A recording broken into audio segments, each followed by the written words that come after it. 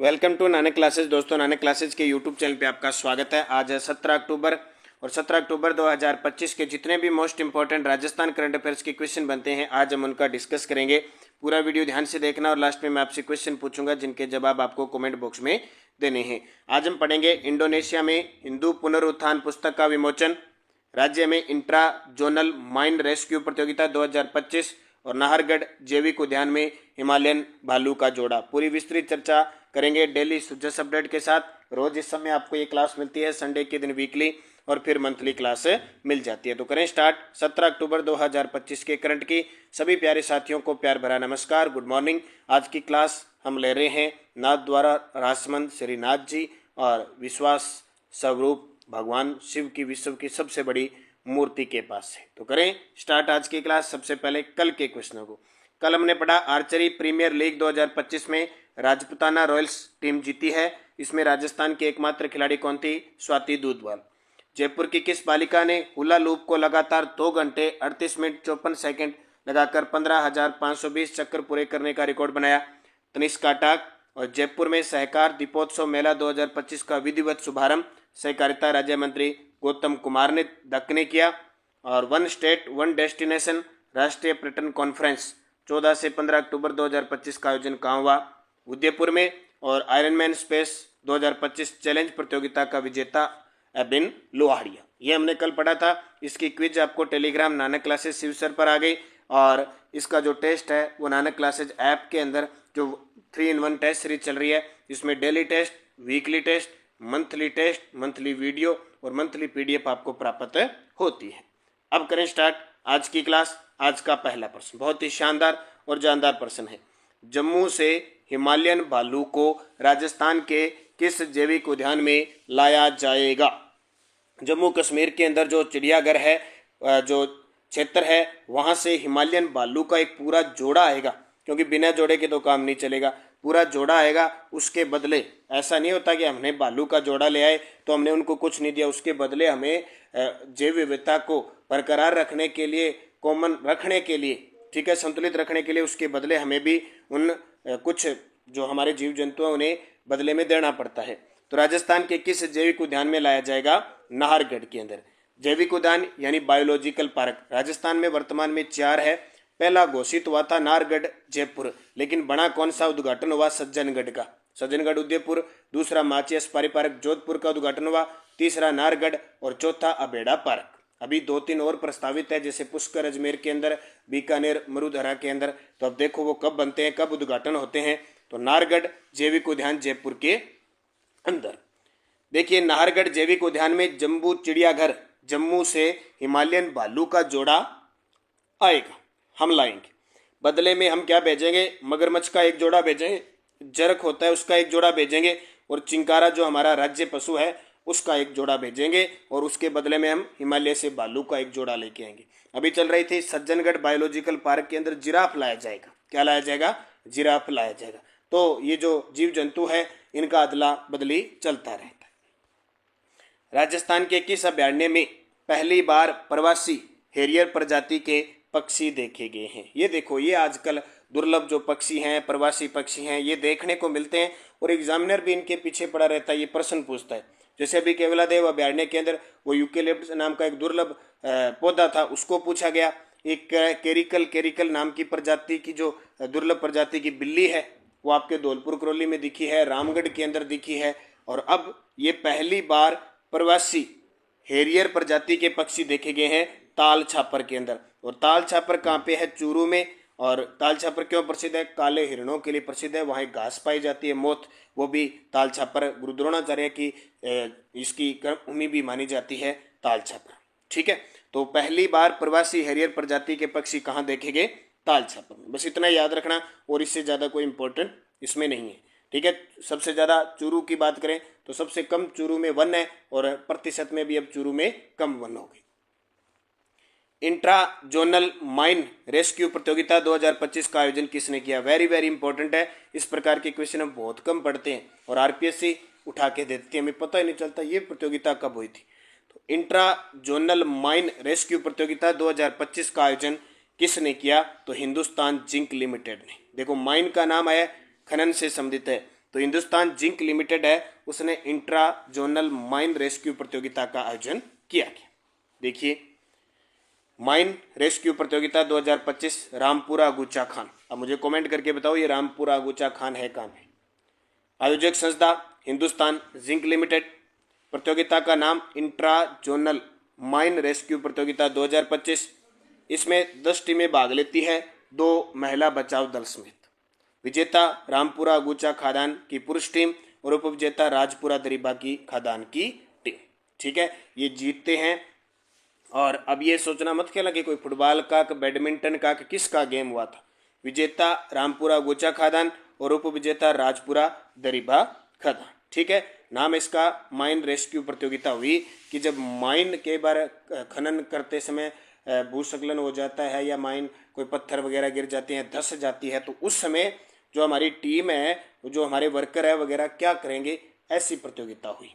तो इसमें क्या है कि अंडरग्राउंड रेस्क्यू सिमुलेशन, प्राथमिक उपचार कैसे होगा, वैधानिक परीक्षण कैसे होगा, बचाव रिले, इस प्रकार की प्रतियोगिता हुई। और इस प्रतियोगिता के अंदर रामपुरा गोचा खादान की पुरुष टीम विजेता रही और उपविजेता राजपुरा दरीबा खादान। हिंदुस्तान जिंक लिमिटेड चाहे पर्यावरण के क्षेत्र में हो, चाहे अपने कर्मचारियों का हो, किसी भी हो, समय समय पर कोई प्रतियोगिता वगैरह या कोई अभियान वगैरह चलाती रहती है। जस्टिस अरुण मोगा को दिल्ली हाईकोर्ट में ट्रांसफर के जस्टिस अरुण मोगा को दिल्ली हाईकोर्ट में ट्रांसफर कर भेजा गया है। याद रखियो, भी इंपॉर्टेंट है, कहाँ भेजा गया है, किसको, जस्टिस अरुण मोगा को। तो जस्टिस अरुण मोगा को कहाँ भेजा गया है, देखिए, तो याद रखना राजस्थान हाईकोर्ट के अंदर जस्टिस अरुण मोगा को दिल्ली हाईकोर्ट से ट्रांसफर करके कहाँ भेजा गया है, राजस्थान हाईकोर्ट के अंदर। अब ये 3 आपके सामने जस्टिस हैं, इनका ट्रांसफर इधर उधर हुआ है, इनको ट्रांसफर कर दिया गया है।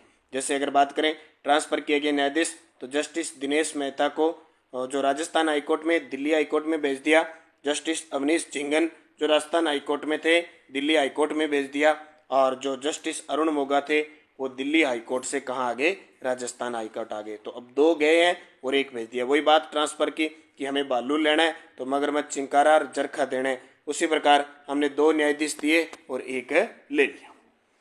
5 अगस्त 2025 को कॉन्स्टिट्यूशन क्लब ऑफ राजस्थान में आयोजित समारोह में इंडोनेशिया में हिंदू पुनरुत्थान पुस्तक का विमोचन किया गया। पुस्तक के लेखक कौन है?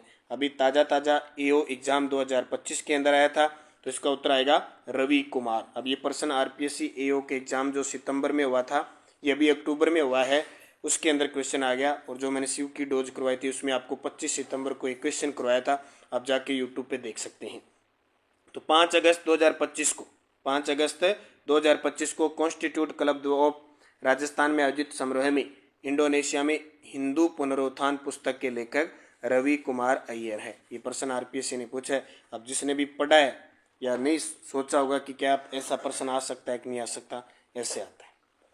कुसुम योजना राजस्थान में विकास के किस क्षेत्र से संबंधित है? सीधा ही आ जाता है, कुसुम योजना का संबंधित किससे है? प्रधानमंत्री कुसुम योजना, ये भी एओ के एग्जाम में अभी ताज़ा 3-4 दिन पहले आया है। तो इसका उत्तर आएगा ये सौर ऊर्जा से संबंधित है कुसुम योजना। और पीएम कुसुम योजना 2019-20 में चली थी, अभी राजस्थान सरकार ने इसको अपनी फ्लैगशिप योजना में भी शामिल कर लिया। ध्येय वाक्य अन्नदाता से ऊर्जादाता, इसका पहला संयंत्र है वो राजस्थान के बालोजी गांव में लगा था। इसका उद्देश्य ये है कि डीजल पंप के स्थान पर सौर ऊर्जा संयंत्र की स्थापना करना। और वर्तमान में राजस्थान में देश में अग्रणी है कुसुम योजना में। कुल 1305 मेगावाट क्षमता के 684 विकेंद्रीकृत सौर ऊर्जा संयंत्र स्थापित हुए हैं। बीते 1 वर्ष में 1190 मेगावाट क्षमता के 592 संयंत्र लगाए गए। तो इनसे प्रश्न कई बार सिंपल भी आ जाता है या गहराई से भी आ जाता है। इसमें कंपोनेंट ए, कंपोनेंट बी और कंपोनेंट सी 3 प्रकार की कैटेगरी दी जाती है। डिस्कॉम के अनुसार अभी देखें तो जोधपुर डिस्कॉम टॉप पे है, फिर जयपुर है, फिर अजमेर, क्योंकि 3 डिस्कॉम है तो इनमें सबसे आगे है जोधपुर।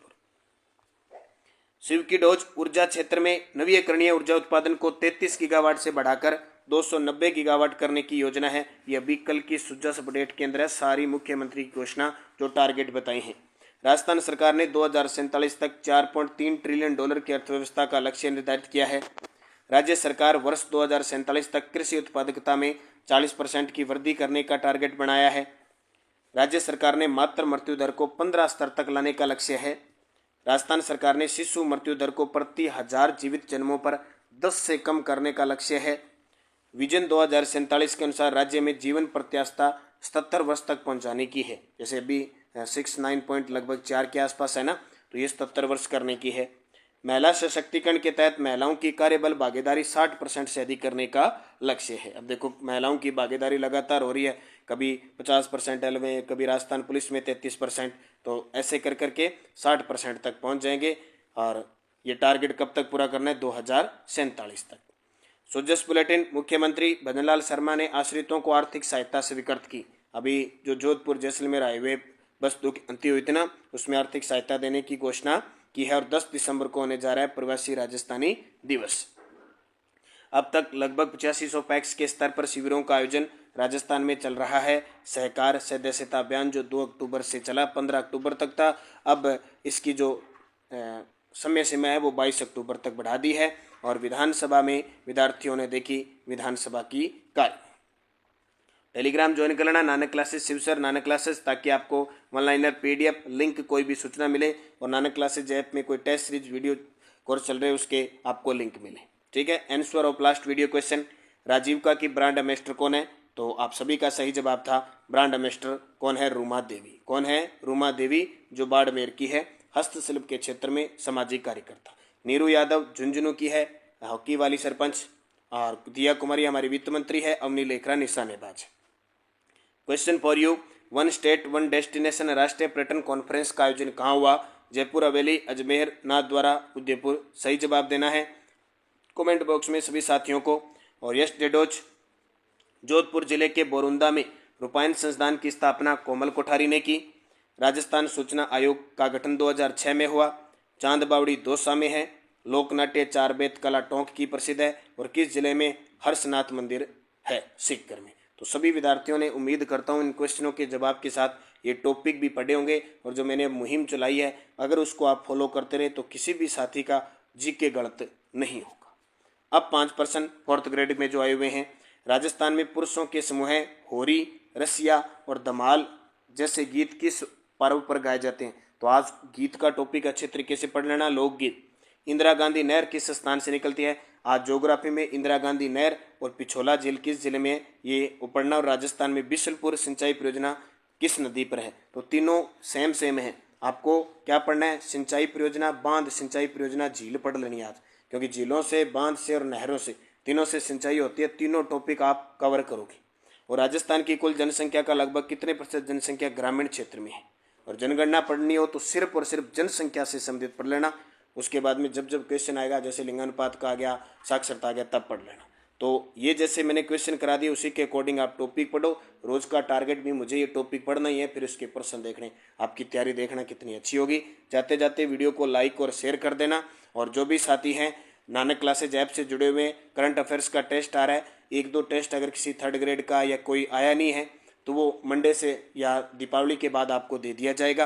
आप अच्छे तरीके से दीपावली भी एंजॉय कीजिए, घर में भी सहयोग कीजिए, खेत वगैरह में सहयोग कीजिए और साथ साथ में समय पाठी होकर अपनी तैयारी कीजिए। नानक क्लासेज ऐप में जो भी टेस्ट सीरीज वीडियो कोर्स चल रहे हैं, मॉडल पेपर हैं, उनका बार बार अध्ययन करें, मेहनत करें अच्छे तरीके से, निश्चित आपको सफलता मिलेगी। धन्यवाद। जय हिंद, जय भारत, जय राजस्थान।